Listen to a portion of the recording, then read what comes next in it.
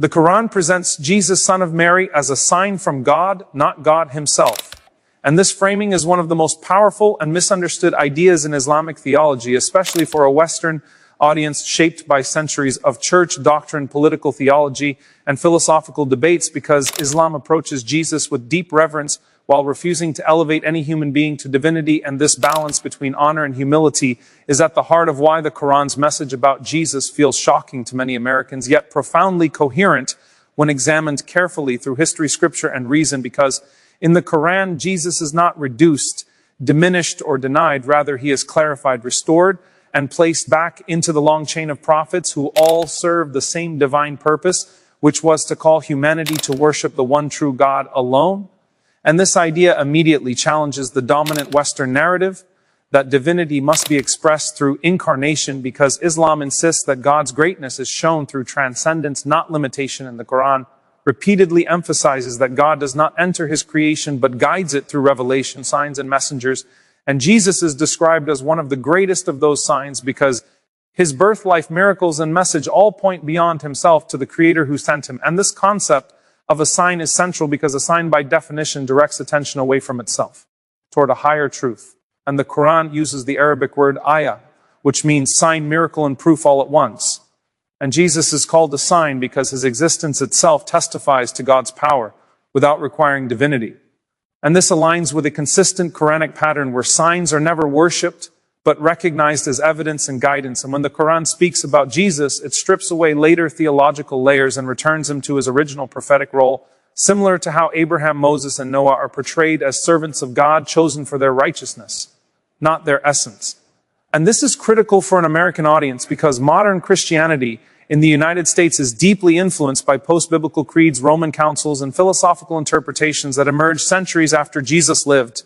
And the Quran directly challenges those developments by asserting that Jesus never claimed to be God and never asked to be worshipped, but called people to worship the same God he worshipped. And this is not presented as an attack on Jesus, but as a defense of his true message and dignity, because from the Islamic perspective, turning a prophet into God is not an honor, but a distortion. And the Quran makes this clear by repeatedly affirming Jesus' miraculous birth to the Virgin Mary, which already establishes his uniqueness without requiring divinity, because Adam was created without a mother or father, and yet no one claims Adam was God. And this comparison is explicitly stated in the Quran to demonstrate that miraculous creation does not equal divine status, but rather demonstrates God's creative power. And for Americans accustomed to associating miracles with divinity, this reasoning may feel unfamiliar, but it is deeply logical, because miracles in the Bible are performed by prophets through God, not as God. And Moses parted the sea. Elijah raised the dead, and yet none were worshipped. And the Quran places Jesus firmly within this biblical tradition rather than outside it. And this is where the Quran's portrayal becomes especially compelling, because it resonates with early Christian beliefs that existed before imperial theology reshaped Christianity. And historians acknowledge that the earliest followers of Jesus were Jewish monotheists, who saw him as the Messiah, a chosen servant of God, not a co-equal person in a triune Godhead. And groups such as the Ebionites and Nazarenes held views closer to Islam than to modern Trinitarian doctrine. And the Quran's narrative aligns with this historical reality by emphasizing that Jesus preached pure monotheism and submission to God, which is exactly what the word Islam means. And this continuity is crucial, because Islam does not present itself as a new religion, but as the restoration of the original faith of all prophets. And when the Quran calls Jesus a sign, it places him within a universal pattern of divine communication, where God sends messengers as signs to humanity to remind them of truth, justice, accountability, and mercy. And this message is especially relevant to American society today, which is experiencing a growing crisis of faith, institutional distrust, and spiritual confusion. Because the Quran offers clarity by separating God from politics, culture, race, and human limitation.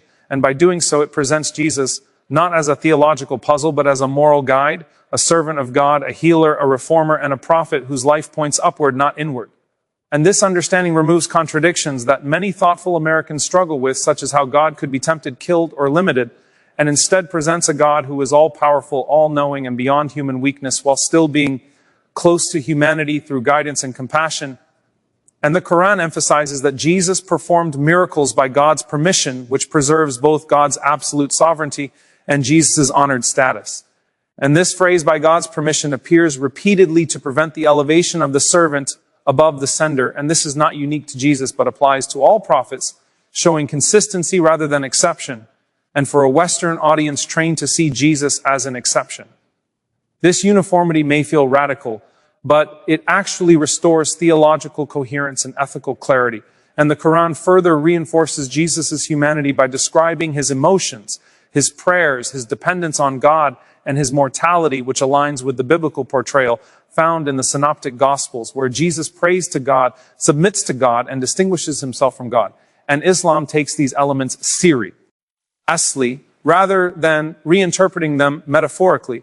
And this literal reading preserves Jesus' sincerity and devotion, rather than turning them into symbolic gestures within a divine drama. And this is why many Americans who study Islam deeply report that their respect for Jesus increases rather than decreases, because Islam refuses to use Jesus as a theological sacrifice and instead honors him as a truthful messenger who lived and struggled for God's cause. And the Quran even defends Mary with extraordinary reverence, dedicating an entire chapter to her and affirming her purity, chosenness, and faith, which challenges Western assumptions that Islam diminishes Christian figures and instead shows that Islam elevates them within a framework of pure monotheism. And this approach also resolves the moral tension surrounding inherited sin and vicarious atonement, because Islam teaches that each soul is responsible for its own deeds and that God forgives directly without requiring blood sacrifice. And Jesus' role then becomes one of guidance, not substitution. And this resonates with many Americans who struggle with the idea of collective guilt and inherited condemnation. And the Quran's message offers moral accountability paired with divine mercy without theological complexity. And when the Quran calls Jesus a sign, it invites humanity to reflect rather than worship, to learn rather than idolize, and to follow rather than mythologize. And this reflective approach aligns with the American tradition of individual conscience and direct relationship with God without intermediaries. And in this sense, Islam speaks directly to the spiritual instincts that originally shaped American religious identity before an institutional dogma took hold. And the Quran's Jesus is not distant or abstract, but deeply human, deeply moral, and deeply devoted to God. And this portrayal allows believers to love and respect Jesus without confusing him with God.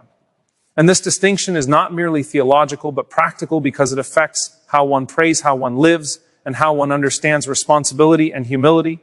And by insisting that even the greatest prophets submitted to God, the Quran sets a universal example that no human being is above divine law.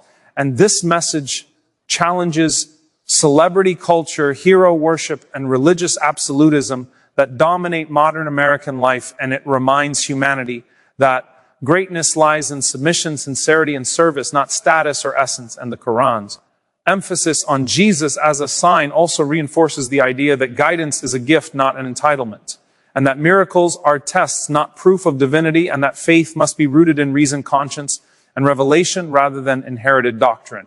And this is why Islam appeals to many American converts who seek intellectual honesty, spiritual depth, and moral clarity without contradiction. And they find in the Quran a Jesus who makes sense within a unified worldview where God is one, prophets are human, and truth is consistent across time and culture. And this unity is perhaps the most powerful aspect of the Quran's message, because it refuses to fragment reality into sacred and secular, divine and human, saved and damned, and instead presents a holistic vision where all of life is lived under God's awareness. And Jesus' role within this vision is luminous, but not overpowering, meaningful, but not monopolizing. And this balance is what allows Islam to honor Jesus without eclipsing God, and to follow Jesus without worshiping him, and to believe in miracles without abandoning reason. And in a time when Americans are questioning inherited beliefs, searching for authenticity, and re-examining historical narratives, the Quran's portrayal of Jesus as a sign from God offers a compelling alternative that is not foreign but familiar, not hostile but respectful, and not dismissive but restorative. And it invites readers to see Jesus not through the lens of empire or creed, but through the lens of prophecy, submission, and divine purpose. And in doing so, it reframes one of the most influential figures in human history in a way that preserves God's oneness, honors Jesus' mission, and restores theological clarity and moral responsibility. And this is why the Quran does not call Jesus God, but calls him a sign, because signs are meant to guide, not replace, and to point, not possess, and to illuminate the path back to the one who sent them. and that one is God alone, without partner, without incarnation, and without equal. And in that oneness lies the core of Islam, the heart of prophecy, and the true honor of Jesus, Son of Mary, peace be upon him.